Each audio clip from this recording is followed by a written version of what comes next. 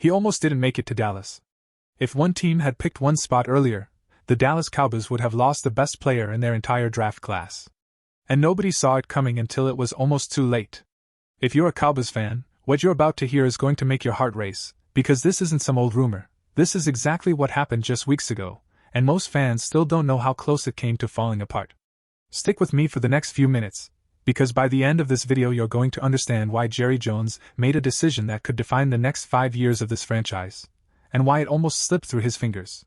Before we go any further, if you love raw, behind-the-scenes NFL stories like this, hit that subscribe button right now.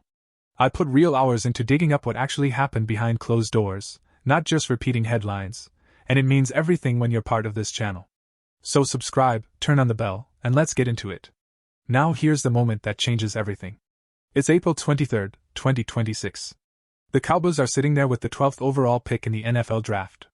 Jerry Jones, Stephen Jones, and the entire war room in Frisco have their eyes locked on one player. Not a quarterback. Not a receiver. A safety. Caleb Downs, out of Ohio State, a player some personnel evaluators quietly called the best prospect in the entire draft, regardless of position. And then, with picks ticking off the board one after another, word starts spreading through the room. Miami is on the clock at pick 11. One spot ahead of Dallas.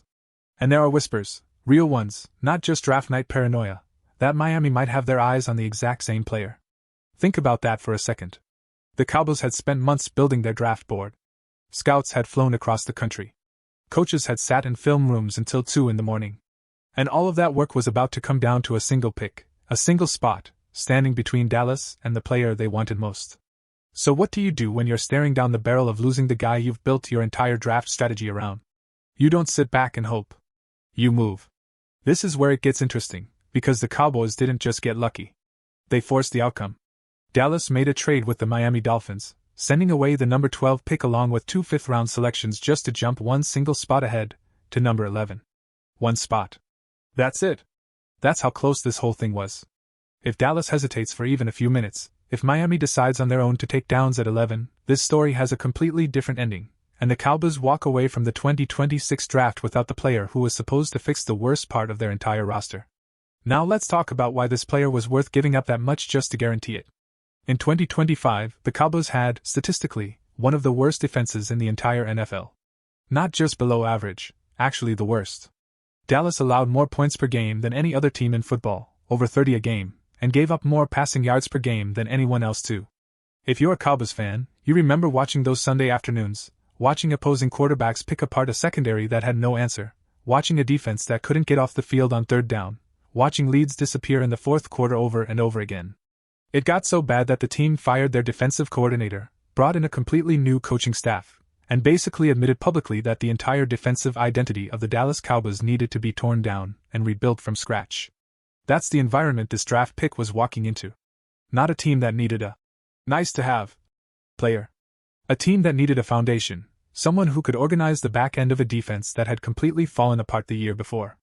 And that's exactly what made Caleb Downs different from almost every other prospect in this draft class. Downs wasn't some raw, unproven athlete that teams were taking a gamble on.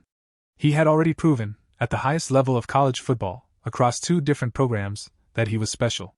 He started his career at Alabama, playing under one of the most demanding coaching staffs in the country, and then transferred to Ohio State, where he kept getting better. Over 3 straight seasons, across 2 schools, he earned elite grades from professional scouting services in every single one of them. That kind of consistency, across different systems, different coaching staffs, different levels of competition, that's incredibly rare. He didn't just play well. According to people who coached him, his football instincts were on another level. Nick Saban, yes, that Nick Saban, the coach considered one of the greatest in the history of the sport, went on national television and talked about how instinctive this young man was, how his ability to read plays before they developed was something you just don't see often. That's the type of praise that doesn't come around every draft class. But here's the twist that makes this whole story even more dramatic. Downs slid. In a draft where teams are obsessed with quarterbacks, pass rushers, and shutdown cornerbacks, a generational safety prospect actually fell further down the board than his talent probably deserved. Which is exactly why Dallas panicked, and exactly why they made the aggressive move to trade up. Because when a player like this starts slipping past where he should be picked, you don't wait around to see if he falls into your lap. You force the situation before someone else beats you to it. And that's precisely what almost happened. Now let's slow down for a second, Because there's a piece of this story that a lot of casual fans completely miss, and it's actually one of the most fascinating parts. The Cowboys didn't stop at safety. Later in that same first round, they made another aggressive move, this time trading down from pick 20, picking up extra draft capital in the process, and using that new position to select an edge rusher out of UCF named Malachi Lawrence. Now here's where it gets personal. One of the Cowboys' own assistant coaches, Brim, had actually coached Lawrence back at UCF the year before, joining the Cowboys staff right afterward. So when draft night rolled around, Dallas had a coach in the building who already had a real relationship with this player, who had already been talking to him throughout the entire pre-draft process. Lawrence later said publicly that his old coach had been checking in on him constantly during that stretch, quietly letting him know the Cowboys staff liked what they saw in him. That's not a coincidence. That's a franchise using every possible advantage it had to make sure the right players ended up in Dallas. And Lawrence wasn't just a name plucked off a board either. In his final season at UCF, he racked up 7 sacks and 11 tackles for loss, numbers that tied for some of the best totals in the entire conference. According to NFL evaluators, he came in with prototypical size, real length, and what scouts describe as an explosive first step off the line, exactly the kind of traits you want in a modern NFL pass rusher. Why does this matter so much for Dallas specifically? Because the Cowboys had traded away their star pass rusher, Micah Parsons, the year before. If you're a diehard Cowboys fan, you remember exactly how gut-wrenching that trade felt at the time. Losing a player of that caliber leaves a hole that doesn't fill itself. So bringing in a coach who already had a personal relationship with a rising pass rusher, and then using an aggressive trade down to go get that exact player, wasn't just filling a roster spot. It was an attempt to replace part of the identity this defense lost. Now here's where the story keeps building, because Dallas wasn't done taking risks. In the third round, the Cowboys added Barham, a linebacker out of Michigan who profiles as what scouts call a tweener, a player who doesn't fit neatly into one box. He's not a pure inside linebacker. He's not a pure edge rusher. He's something in between, which historically makes teams nervous, because, in between, players sometimes end up being neither good enough at one thing nor the other. But the coaching staff had a very specific plan for him. Head coach Brian Schottenheimer publicly compared Barham's potential path to that of Zach Bond, a linebacker who started his career as a fairly ordinary off-ball defender and then, after moving into a more versatile role with the Philadelphia Eagles, turned into one of the most disruptive defenders in that entire defense. And here's the wild part. The Cowboys' new defensive coordinator, Christian Parker, actually coached Bond during that exact transformation in Philadelphia. So when Dallas drafted Barham, they weren't just hoping he'd figure it out on his own. They brought in a coach who had already engineered this exact type of breakout, with this exact type of player, at a different franchise. Think about what that means. This wasn't a scattered, guess-and-hope draft strategy. Every single piece connects to another piece. The coach who developed Bond is now the coordinator. The player Dallas drafted profiles almost identically to Bond. And the safety they nearly lost is supposed to be the anchor tying the whole thing together. But we're still not at the most emotional part of this story yet. Because while all of this defensive rebuilding was happening, there was another situation hanging over the entire draft like a storm cloud: the future of wide receiver George Pickens. Pickens had an incredible first season in Dallas, catching passes from Dak Prescott and playing alongside CeeDee Lamb, one of the most talented receiver duos in the entire league. He finished with the third most receiving yards of any player in the NFL that season. Third in the entire league. And yet, heading into this draft, the Cowboys made the decision not to negotiate a long-term contract extension with him. Instead, they told him he'd be playing the 2026 season on the franchise tag, a one-year deal that gives no long-term security. Now imagine being a fan watching this unfold. Your team just traded away Micah Parsons the year before under similar contract tension.